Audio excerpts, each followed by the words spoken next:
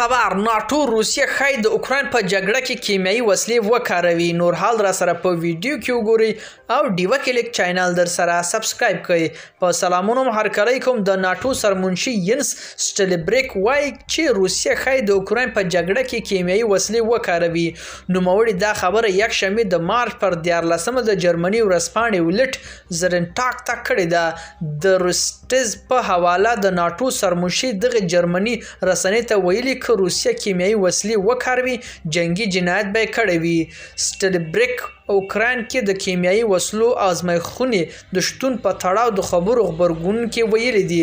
په تیرو وروستیو ورځو کې مو د کیمیاوي وسلو او د ازمایښتونو په تړاو بنسټه راپورونه اوریدلي دي.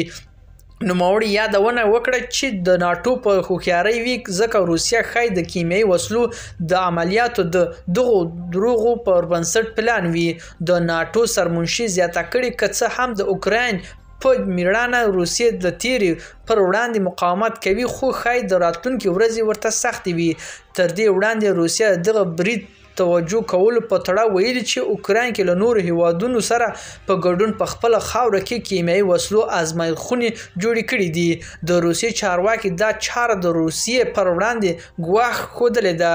ملګرو دا زموږ چمتو شوی ویډیو که ستاسو ویډیو په اړه کوم نظر پیشنهاد لرئ موږ سره په کومنټونو کې شریکولی شئ او د لا ښکلو ویډیوګانو لپاره له موږ سره پاتې شئ. تر بیا ښې چارې.